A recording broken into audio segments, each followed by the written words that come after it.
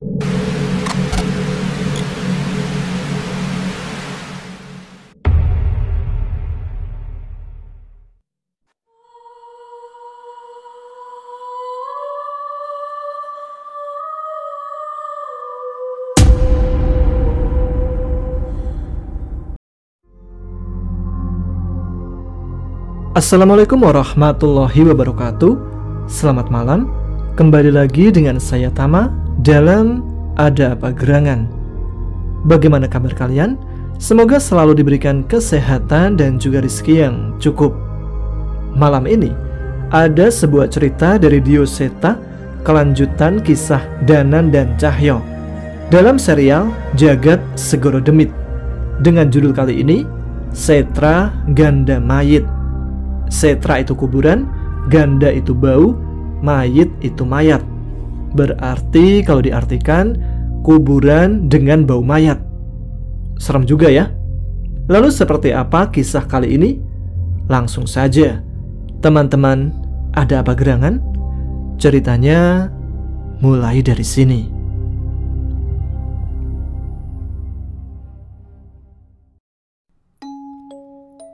Jakarta, sebuah kota yang tidak pernah sepi dari hiruk pikuknya aktivitas setiap warganya. Tidak ada pagi yang santai di sini. Semua saling berlomba mengejar mimpi, seolah tidak ingin tertinggal dari yang lain. Deru asap kendaraan beradu pekat bersamaan dengan sebuah bis berwarna merah yang mendekat ke arahku di sebuah halte. Tempat di mana saat ini aku menunggu bersama puluhan orang yang terjebak dalam lingkaran kegiatan yang sulit untuk kami tinggalkan. Vira, udah berangkat? Jangan lupa berkas buat meeting nanti, ucap Rangga melalui telepon yang terpaksa ku angkat walau aku sedang berdesakan dengan penumpang lain. Gak salah, yang ada suara lu tuh ketahuan baru bangun tidur. Gua paling setengah jam lagi sampai kantor, balasku kepada Rangga, si tukang telat. Hehe, nah itu udah tahu. Titip rapiin ya, sebelum meeting gua udah sampai, balas Rangga. Ye, utang makan siang lu sama gua. Tenang, tar lu yang milih makan siang di mana. Ya, walaupun Rangga begitu, dia termasuk salah satu teman kantor yang bisa diandalkan. Dia bisa dengan mudah beradaptasi dengan materi yang kubuat dan merepresentasikannya dengan keren di hadapan bos dan klien. Pagi Pak Soleh, kantor masih kosong? Tanyaku kepada Pak Soleh, salah satu security yang bertugas menjaga kantorku pagi ini. Enggak Mbak Vira, sudah ada masnya yang karyawan baru itu, balas Pak Soleh. Oh, dia lagi, rajin juga ya? Iya Mbak, masih masa percobaan, biasanya emang gitu. Coba lihat aja nanti. Bener juga sih. Mudah-mudahan sih nggak gitu. Aku masuk dulu ya Pak. Titip kalau Rangga datang, tolong dijewer. Pamitku. Siap Mbak Vira. Ya, inilah kantorku. Bukan perusahaan yang besar, tapi kami sering menangani event-event proyek besar, baik dari pemerintah atau malah perusahaan internasional. Kantor ini sudah ada cukup lama. Bahkan sebelum sebutan event organizer terkenal oleh masyarakat luas. Sayangnya, bangunan kantor ini juga sudah lebih lama sejak sebelum perusahaan tempatku bekerja berdiri. Aku memasuki ruang kantor. Terlihat seorang karyawan sedang sibuk memelototi layar komputernya. Sepertinya ia sedang memeriksa hasil kerjaannya. Pagi Mas. Pagi Mbak, balasnya singkat sambil melemparkan senyumannya.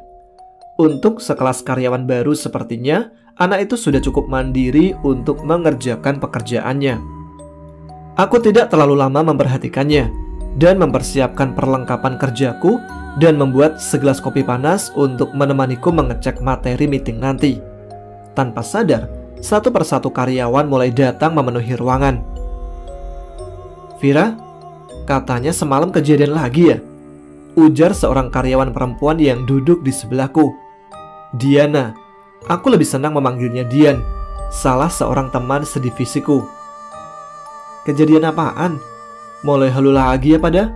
Ucapku tanpa memalingkan pandanganku dari layar laptopku. Sialan halu. Gua dengar dari Pak Pandi pas jaga malam. Katanya bagian produksi yang lembur tiba-tiba cabut bareng-bareng sambil lari keluar, ucap Dian. Terus mereka ngakunya ngelihat ada orang jatuh dari lantai atas. Katanya suara jatuhnya jelas banget dan hampir semua ngelihat.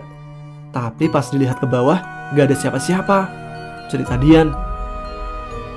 Aku pun memalingkan pandanganku ke arah Dian. Serius? Salah lihat kali? Tanyaku. Ya nggak tahu juga.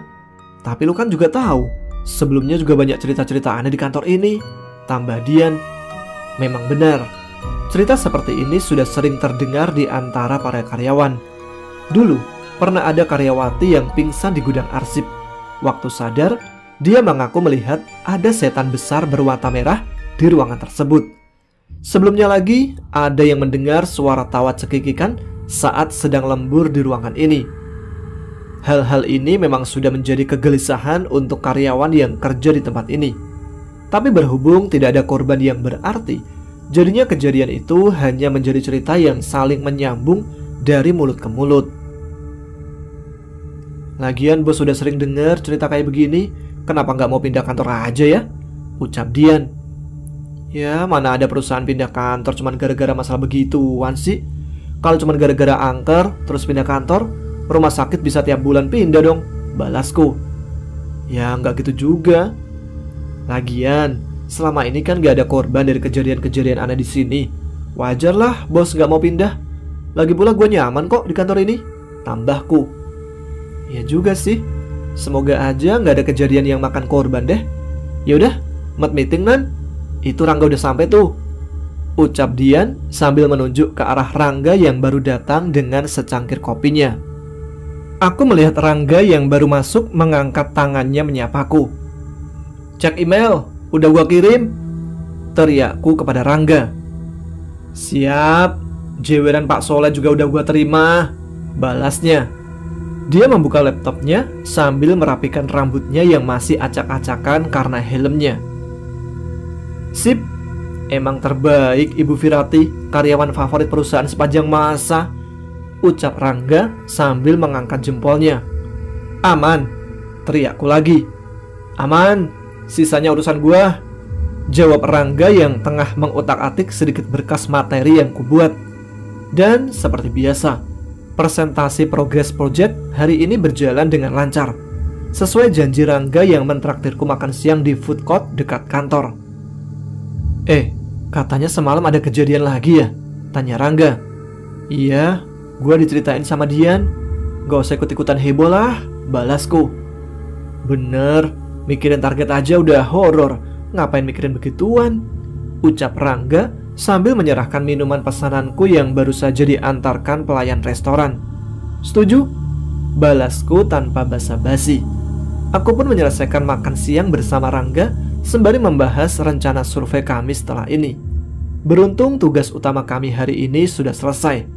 Setelah ini, kami hanya tinggal merevisi beberapa detail dan bisa pulang tepat waktu. Sebelum meninggalkan food court, tiba-tiba Rangga terhenti. Ia menoleh ke arah beberapa karyawan yang sedang mengerumuni sesuatu. Ada Dian juga di sana. Itu boneka jelangkung, teriak Rangga yang mengajakku mendekat ke arah mereka. Iya enggak, itu si Rizal katanya mau nyelesain masalah kantor kita. Dia mau pakai boneka itu buat komunikasi sama makhluk yang sering mengganggu kita, ucap Dian. Mulai enggak waras ya lu pada. Udahlah, jangan aneh-aneh, ucap Rangga. Kan namanya usaha enggak? Dulu di kampung gua sering pakai beginian, mudah-mudahan berhasil, ucap Rizal sambil setengah tertawa. Rangga mencoba menentang mereka lagi, namun aku segera menarik lengannya. Udah enggak, yang penting kita nggak ikut-ikutan. Jangan sampai urusan kantor kita ribet gara-gara cekcok masalah beginian, ucapku. Rangga pun setuju denganku. Kami segera meninggalkan Rizal yang masih memamerkan jelangkung buatannya di depan karyawan lain. Saat hari sudah mulai sore, biasanya kantor sudah mulai santai. Apalagi biasanya bos-bos melanjutkan pekerjaannya di luar dan tidak kembali ke kantor setelah jam makan siang. Biasa saat sudah mulai santai, Aku menghabiskan waktu dengan menikmati secangkir kopi sambil membaca berita-berita di situs digital. Bener kan? Kalau maunya udah dipenuhin, mereka pasti nggak bakal ganggu lagi. Terdengar suara Rizal dan beberapa karyawan yang baru saja masuk. Sumpah Zal, gua merinding waktu tuh boneka gerak sendiri. Tambah salah satu karyawan yang mengikutinya. Kalau bikin beginian lagi, jangan ngajak-ngajak gua lagi. Masih gemetar badan gua. Tambah Dian yang wajahnya mulai terlihat pucat. Ia pun berjalan dan kembali duduk di sebelahku, sementara Rizal dan yang lain terlihat menertawakan Dian. Udah, beres, ucapku dengan nada yang sedikit meledek. Gak tahu Ra, gua ngerasa aneh aja. Padahal tadi udah beres, tambah Dian. Aku menoleh ke arah wajahnya. Jelas terlihat bahwa ia masih syok.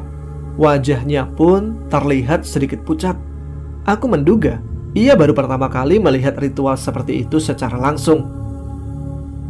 Makanya, lain kali jangan aneh-aneh. Pucat tuh muka lu, balasku. Dian mengambil cermin dan mengecek wajahnya. Sepertinya ia terlihat sadar akan penampilannya yang berubah dengan wajahnya yang syok. Ia pun mencari cara untuk menenangkan dirinya, mulai dari membuat teh panas hingga beberapa kali mencuci wajahnya. Tepat pukul 5 sore, beberapa karyawan mulai meninggalkan ruangan satu persatu. Aku pun bersiap untuk pulang. Namun seperti biasa, sambil menunggu lalu lintas sepi, aku menghabiskan waktu di food court sambil mencari makan agar aku tidak repot mencari makan lagi saat kembali ke kos. Ke food court lagi? Tanya Rangga. Iya, jalanan masih ramai. Mending gue ngabisin waktu di food court daripada di jalan, balasku. Ntar gue susul, gue juga masih mau discuss sama Denny. Belum puas tadi, ucap Rangga. Food court kantor kami memang terbuka untuk umum. Letaknya di bangunan terpisah semi outdoor. Jadi kalau jam segini, food court lebih banyak didominasi oleh orang luar. Memang hebat sih bos. Aku cukup salut dengan konsep-konsep bisnisnya. Aku ikut nimbrung dalam diskusi singkat antara Denny, Rangga, dan beberapa karyawan lain. Terkadang diskusi tidak formal seperti ini malah bisa mendatangkan ide-ide yang tidak terfikirkan saat berdiskusi di kantor. Aku pun mengikuti perbincangan mereka hingga tanpa sadar hari sudah malam. Apalagi food court masih ramai. Jadi aku tidak sadar waktu sudah menunjukkan pukul 8 malam. Gila, gak sadar udah malam aja nih, ucap Denny. Iya nih, lu balik gimana Rah? Gua anterin aja gimana? Tanya Rangga. Ya elah, rumah lu di ujung barat, gua di ujung timur. Gaya-gayaan pakai nawarin nganterin segala. Santai aja kali, bis gua sampai jam 10 kok, balasku. Aku tidak khawatir karena sebenarnya aku memang sering pulang jam segini sambil menunggu jalanan sepi. Lagi pula, apalagi yang mau aku lakukan di kos malam-malam sendirian? Nah, bener, gue emang cuman basa-basi kok. Bisa kram pantat gue kalau nganterin lu dulu, balas Rangga. Sialan lu.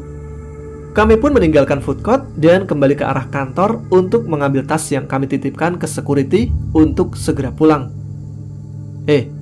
Itu bukannya motor Dian? Dia belum pulang?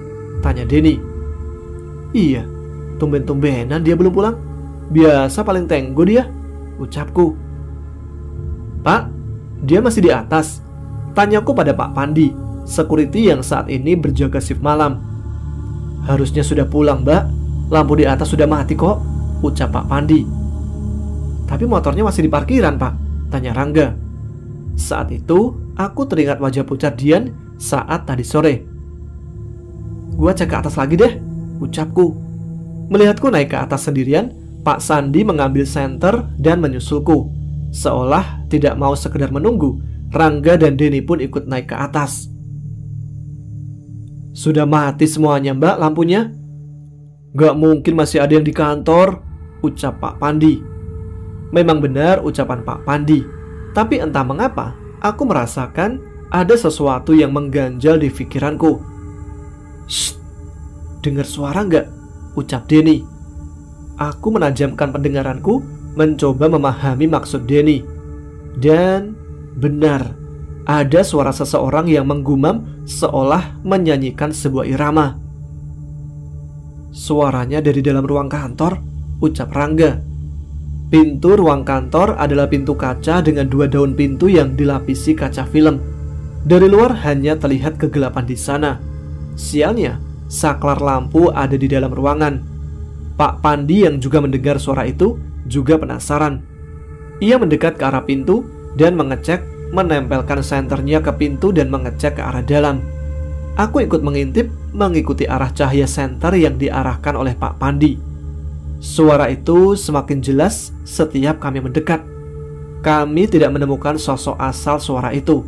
Sampai akhirnya senter Pak Pandi melintas ke sebuah sosok yang terlihat berdiri di atas meja. Pak, itu, ucapku panik. Seseorang berdiri terpaku di atas meja di tengah kegelapan. Entah apa yang ia lakukan. Cahaya senter yang disorot dari luar tidak bisa membuatku melihat dengan jelas apa yang ia lakukan.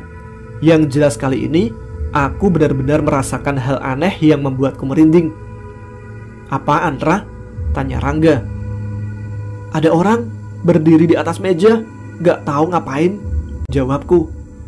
Denny berinisiatif menyalakan lampu lorong, sementara Pak Pandi membuka ruang kantor. Cahaya dari lampu lorong remang-remang menerangi ruang kantor dan menunjukkan dengan jelas sosok itu. Sosok itu menggumam dengan berirama di tengah kegelapan. Kami berjalan berhati-hati mencari tahu siapa sosok itu, sementara Pak Pandi mencari arah saklar. Dian? Aku mencoba menebak sosok itu. Pak Pandi mencoba membantu menerangi sosok itu dengan senter. Dan benar, itu Dian. Bukannya menjawab panggilanku, ia malah menatap kami dan tersenyum lebar dengan memamerkan gigi-giginya dengan mata yang melotot. "Dian, lo ngapain?" Rangga mencoba memastikan lagi. Sementara itu, terdengar suara saklar lampu yang ditekan oleh Pak Pandi, namun lampu tidak juga menyala. "Lampunya, Mbak, lampunya nggak bisa," ucap Pak Pandi. Tiba-tiba terdengar suara melengking dari arah Dian. Dia tertawa dengan suara yang menggema di seluruh ruangan. Sialnya, setelah itu terdengar banyak suara tawa serupa yang terdengar dari sekitar kami.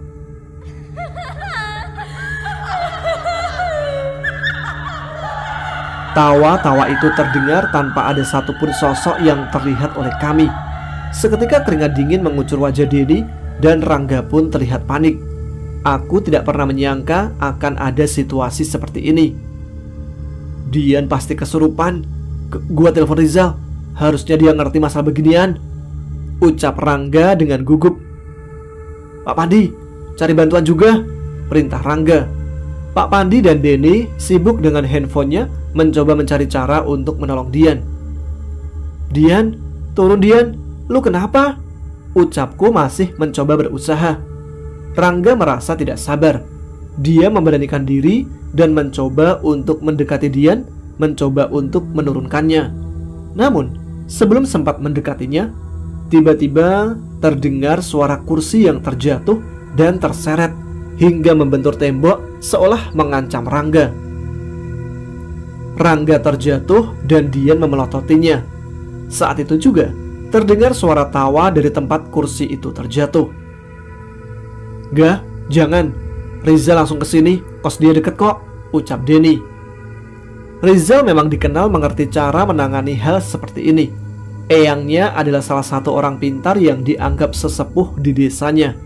Namun yang membuatku khawatir, justru jangan-jangan Dian seperti ini karena ulah Rizal tadi siang. Siapa yang ingin menemaniku?" Tiba-tiba Dian berbicara dengan suara yang sama sekali berbeda sambil menatap kami satu persatu. Itu bahasa Jawa. Kok suara Dian beda? Dian gak bisa baca Jawa kan? Tanya Rangga panik. Gak ada yang mau nemenin. Tinggalkan tubuh Dian, ucapku mencoba memberanikan diri untuk menjawab. Sepertinya memang hanya aku yang bisa mengerti bahasa Jawa di antara kami.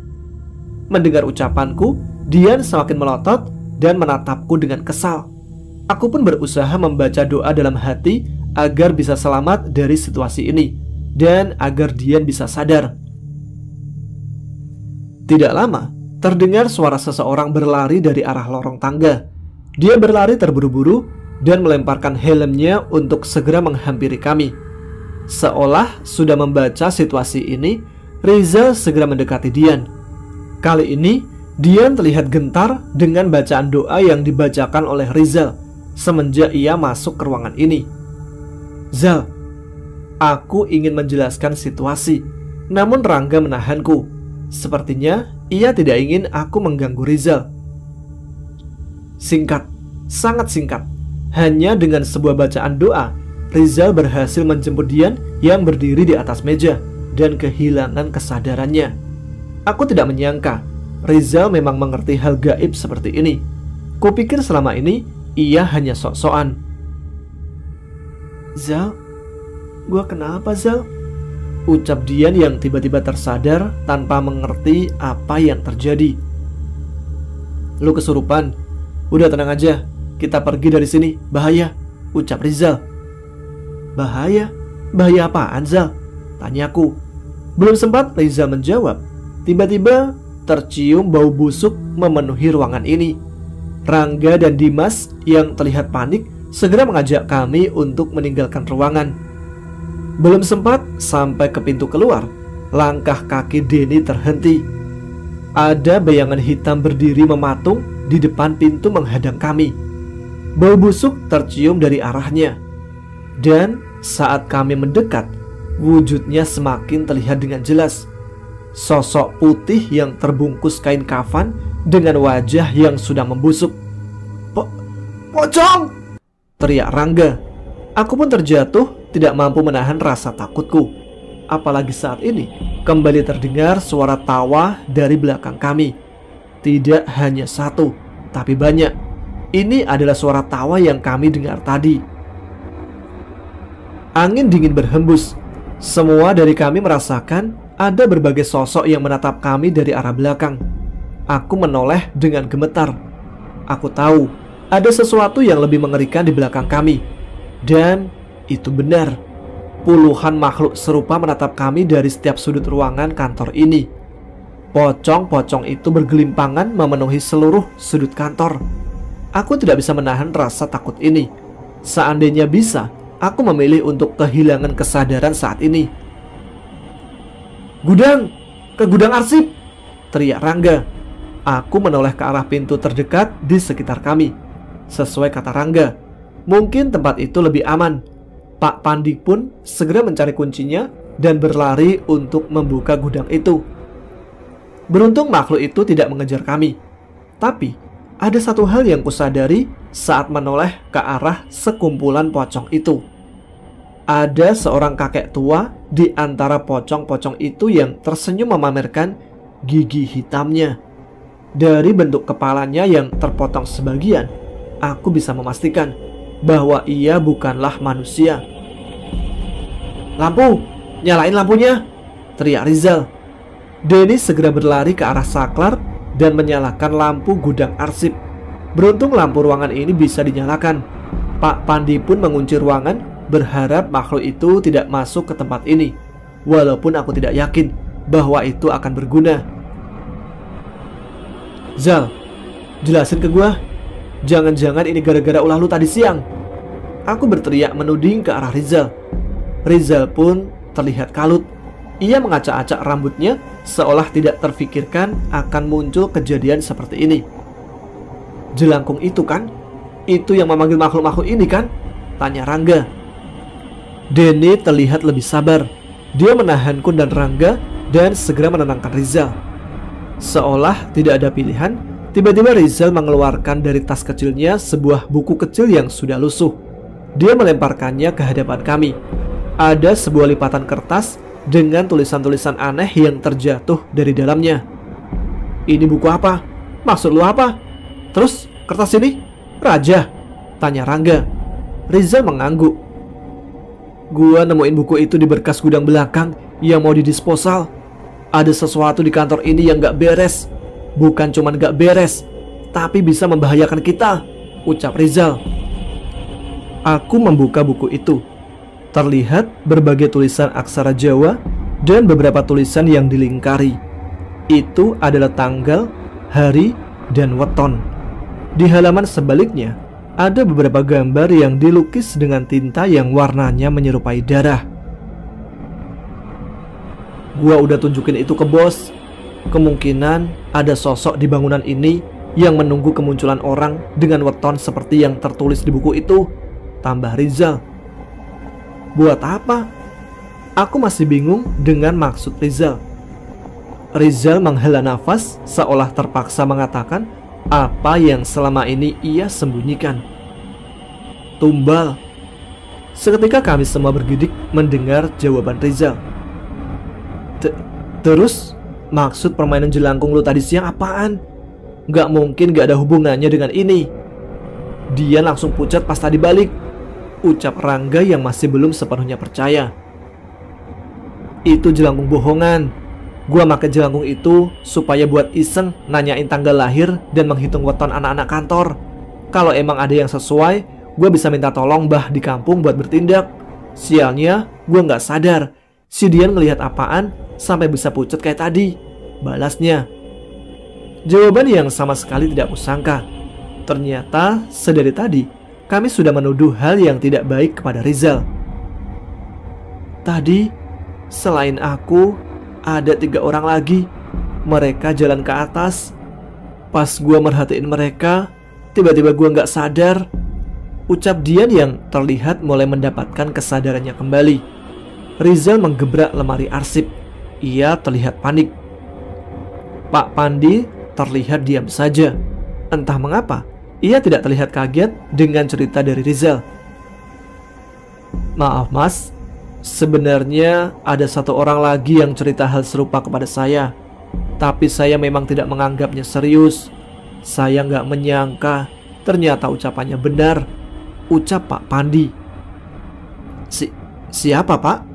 Saya belum pernah menunjukkan buku ini ke siapapun selain bos, ucap Rizal. Seharusnya sebentar lagi dia sampai. Saya sudah menghubungi dia juga tadi, jelas Pak Pandi. Aku penasaran dengan orang yang dimaksud dengan Pak Pandi. Namun aku lebih cemas dengan apa yang akan terjadi kepada kami. Sesekali aku mencoba mendekat ke pintu bermaksud untuk mengintip, namun bau busuk masih tercium olehku, yang menandakan makhluk itu masih berada di luar. Terdengar suara langkah kaki bersama dengan alunan doa-doa mendekat. Entah mengapa, sepertinya aku merasa mengenal suara yang melantunkan doa-doa itu. Tidak lama setelahnya, terdengar suara ketukan di pintu gudang tempat kami sekarang. Pak, tanyaku ragu. Gak apa-apa mbak, itu dia, ucap Pak Pandi. Pak Pandi pun memutar kunci ruangan dan membuka pintu. Seseorang terlihat masuk dengan tenang seolah tidak ada apapun di luar. Sudah pak, gak apa-apa, kalian bisa keluar, ucap orang itu. Dia si karyawan baru. Aku benar-benar lupa siapa namanya. Bener, gak apa-apa mas Danan? Tanya Pak Pandi. Iya gak apa-apa, yang penting jangan jauh-jauh dari saya, ucapnya dengan tenang. Kami pun segera keluar dan benar saja, pocong-pocong tadi sudah tidak ada di tempat yang kami lihat tadi. Ini makhluk-makhluk itu masnya yang usir? Tanya Rizal pada karyawan baru yang baru kuingat bernama Danan itu. Bukan saya mas, mereka pergi karena kehebatan ayat-ayat suci pemberian yang maha kuasa, balasnya. Sungguh berbeda dari Rizal. Orang itu begitu tenang dan sangat terlihat rendah hati.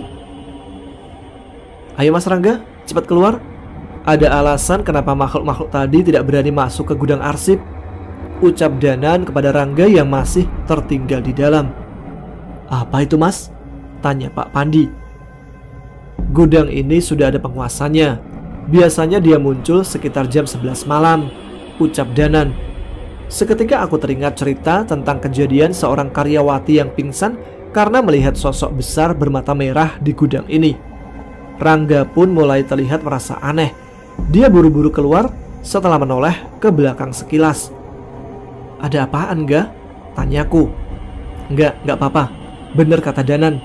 Tapi dibahas nanti aja. Kita keluar dulu mencari tempat yang aman, ucap Rangga. "Danan, tadi ada 3 orang yang naik ke atas. Kayaknya anak-anak produksi," ucap Dian. Riza teringat akan bukunya dan menyerahkannya ke Danan seolah ingin menjelaskan maksud dari Dian. "Danan, kita berdua saja yang periksa ke atas. Biar yang lain keluar duluan," ucap Rizal. "Gak bisa, lebih aman kalian ikut saja ke atas mencari yang lain." "Kenapa, Mas?" "Coba saja kalian lihat keluar," perintah Danan. Kami pun segera mengecek ke arah jendela. Aneh, hiruk pikuk kemacetan di luar tidak terlihat sama sekali. Sebaliknya, terlihat kabut putih mengelilingi bangunan ini dengan bulan purnama yang bersinar dengan terang. Itu pocong-pocong tadi?" tanyaku. Aku melihat berbagai sosok memperhatikan bangunan ini dari balik kabut. Danan tidak menjawab dan sibuk dengan buku yang diberikan oleh Rizal. Tapi kami mengambil kesimpulan bahwa di luar saat ini juga berbahaya. Sehingga itulah alasan Danan menahan kami untuk keluar. Danan menutup buku itu dengan geram. Sepertinya sesuatu yang ada di buku tua itu bukan perkara kecil. "Kita ke atas, jangan jauh-jauh dari saya," perintah Danan. Kami pun mematuhi ucapannya tanpa membantah sepatah kata pun. Tepat saat menjejakkan kaki di lantai atas, tiba-tiba suasana seketika berubah. Lorong yang setiap siang terlihat biasa saja, kini terlihat bagaikan tidak berujung. Pak Pandi berhasil menyalakan lampu, namun itu tidak merubah kengerian yang muncul di tempat ini. "Pak Pandi, bisa tunjukkan lokasi yang dulu pernah saya tanyakan?" ucap Danan. "Gudang lama." "Bisa, Mas. Yakin mau ke sana?" tanya Pak Pandi. "Memangnya ada tempat lain yang lebih mencurigakan dari itu, Pak?" balas Danan lagi. Pak Pandi menggeleng. "Enggak, Mas. Tempat itu yang paling jarang dikunjungi semenjak sudah ada gudang di bawah." Kami mencoba mengerti apa yang dibicarakan oleh mereka berdua. Dari situ, kami mengambil kesimpulan bahwa sebelumnya mereka memang sudah sering berkomunikasi. Pak Pandi memilih-milih kunci dan membuka sebuah ruangan yang sama sekali belum pernah aku masuki. Sebuah gudang tua tempat penyimpanan barang-barang sisa produksi dan barang-barang milik pengguna bangunan ini sebelumnya. Itu mereka, Nan. Mereka yang gue lihat naik ke lantai atas," teriak Dian. Sayangnya sosok yang ditunjuk oleh Dian tidak dalam kondisi baik-baik saja. Mereka terbaring, terduduk, dan tergeletak di lantai dengan kondisi aneh. Matanya melotot dengan mulut yang terus terbuka dan beberapa kali mengejang. Danan segera berlari menghampiri ketiga karyawan itu. Rizal pun terlihat panik. Sepertinya walaupun ia mengetahui tentang hal gaib, ia tidak pernah menangani kejadian seperti ini. Belum sempat berjalan menghampiri Danan, tiba-tiba pintu ruangan tertutup terbanting dengan sendirinya. Seketika Pak Pandi panik dan mencoba membukanya. Namun beberapa kali pun ia mencoba, pintu ruangan ini tetap tidak bisa terbuka. "Mas Danan, ini gimana, Mas? Kita terkunci," teriak Pak Pandi. Danan tidak menjawab ke arah Pak Pandi. Sebaliknya, dia berdiri dan menatap ke sebuah tempat di mana terdapat sebuah guci batu dengan ukiran seperti yang pernah kulihat di candi-candi. "Danan, mundur, Nan. Gak mungkin kita bisa melawan makhluk seperti itu," teriak Rizal yang wajahnya mendadak pucat. Aku mencoba melihat ke arah guci batu itu, namun aku tidak bisa melihat apapun di sana.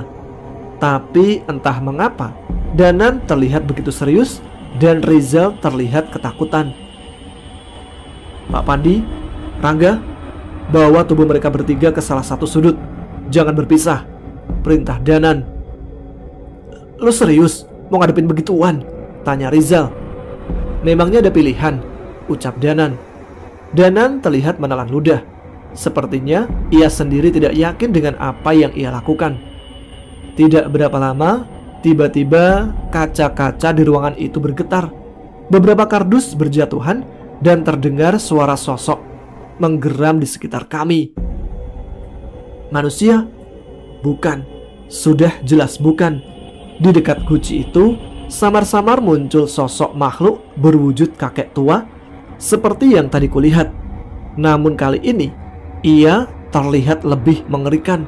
Selain dengan kepalanya yang hanya terlihat setengah, tangan kanannya mengangkat sosok makhluk nenek kerdil yang digendong terbalik di bahunya. Mimpi, ini pasti mimpi, ucap Denny yang tidak percaya dengan apa yang ia lihat. Suara getaran telepon genggam terdengar dari saku Rizal. Ia melihat nama penelpon itu dan mengangkatnya tanpa menunggu lama. Bah, Bungo, pergi. Apapun yang terjadi di sana, segera pergi sejauh mungkin. Terdengar suara seseorang yang panik dari telepon Rizal.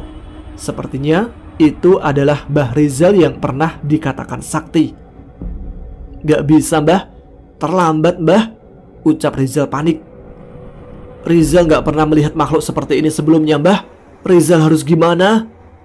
Suasana di ruangan ini tidak dapat digambarkan.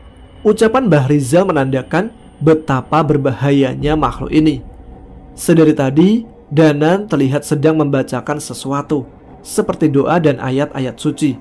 Namun sepertinya itu tidak berpengaruh terhadap sosok yang berada di hadapannya. Kalau kamu ikut campur, kamu pasti mati, ucap sosok yang muncul di ujung ruangan.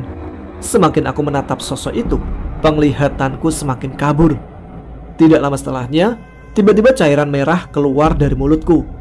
Tidak hanya aku, semua dari kami memuntahkan darah dari mulutnya.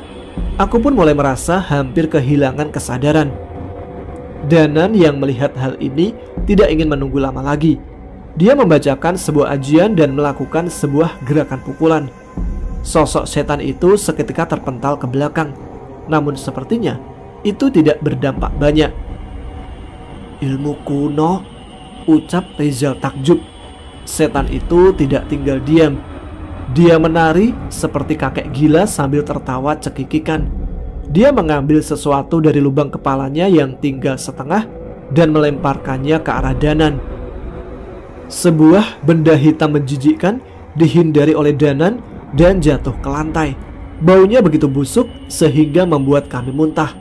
Sayangnya, sekali lagi, darah kami yang keluar dari mulut kami.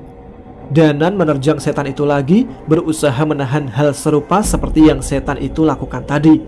Dia membaca berbagai macam doa di setiap pukulan yang didaratkan ke arah setan itu. Hebatnya, setan itu malah terus menari menghindari serangan Danan. Pertarungan pun semakin sengit. Sementara Danan berusaha mengalahkan setan itu, kami berusaha mempertahankan kesadaran kami.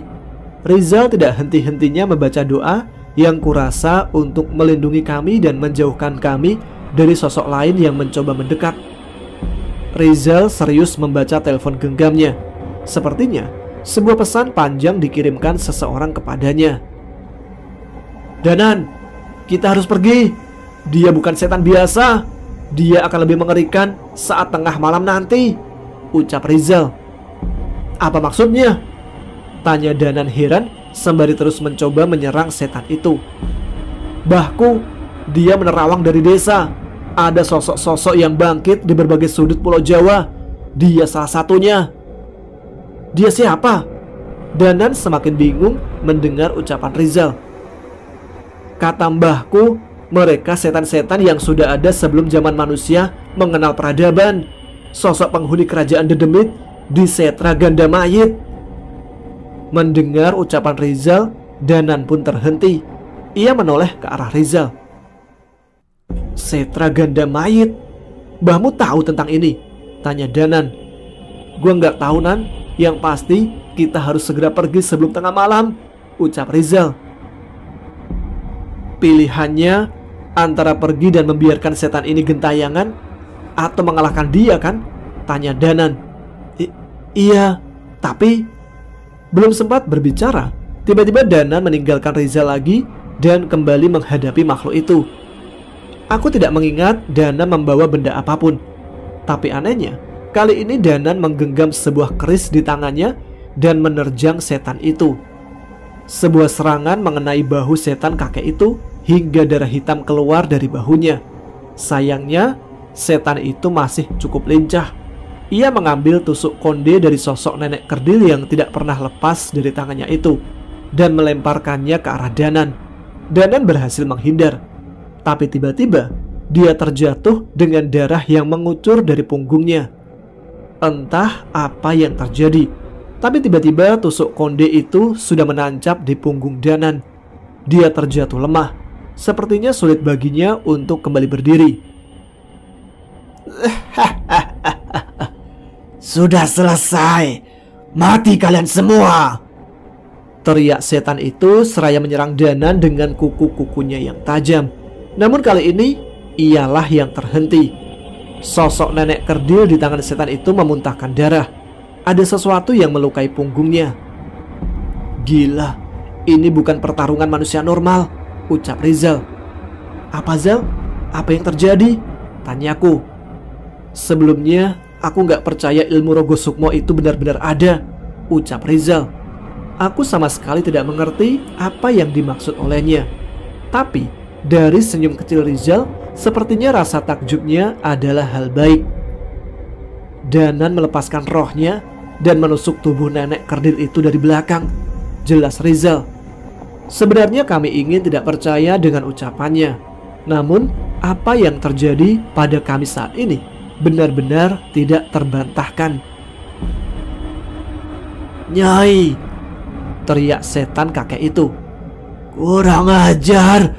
Bocah kurang ajar. Danan pun kembali berusaha berdiri seolah ia telah mendapatkan kesadarannya kembali. Sekali lagi, dia menggenggam keris di tangannya.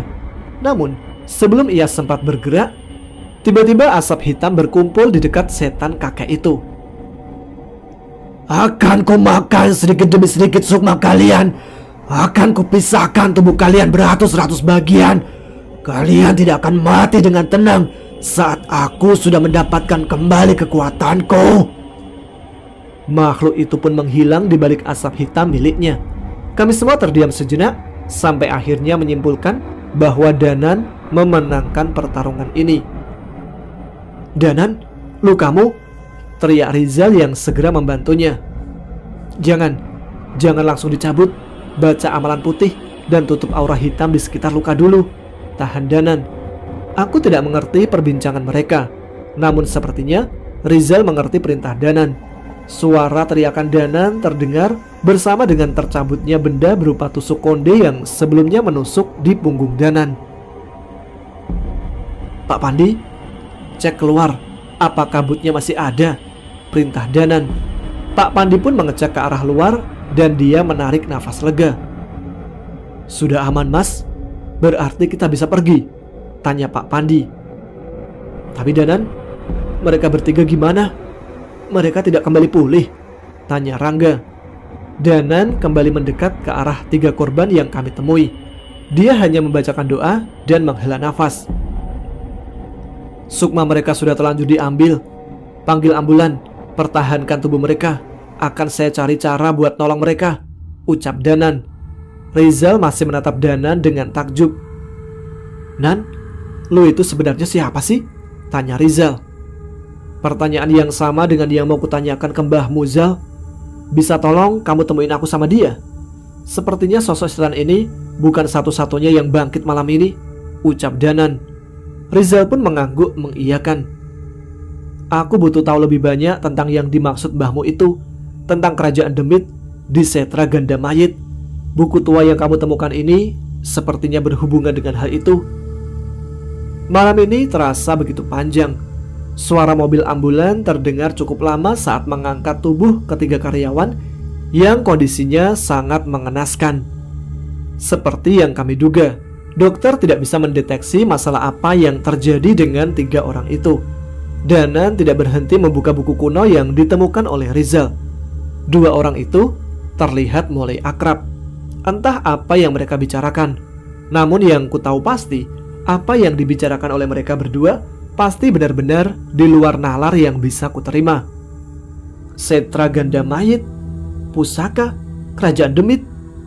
Saat mendengarnya, aku seperti menyaksikan sebuah film laga yang tidak pernah kubayangkan akan terjadi di dunia nyata. Namun kejadian tadi benar-benar sudah merubah pandanganku.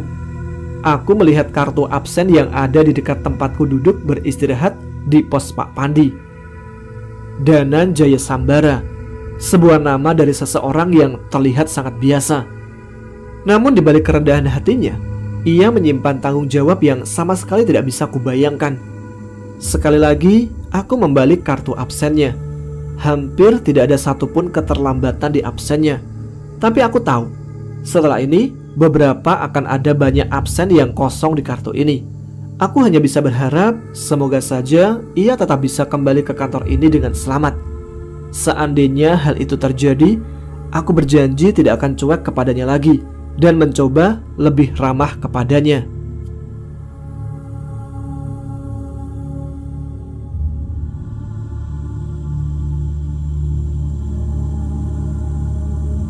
Oke, sampai di sini dulu cerita kali ini. Part pertama dari Setra Ganda Mayit. Kayaknya part keduanya akan semakin seru nih. Jadi jangan lupa aktifkan notifikasinya biar tidak ketinggalan. Terima kasih kepada teman-teman yang sudah menyimak episode kali ini. Jumpa lagi besok malam, insya Allah. Silahkan subscribe channel Ada Apa Gerangan dan Segurat Misteri bagi yang belum. Jangan lupa tuliskan komen, tunjukkan eksistensi kalian. Saya Tama pamit, tetap semangat, jaga kesehatan, selamat malam, selamat beristirahat. Wassalamualaikum warahmatullahi wabarakatuh.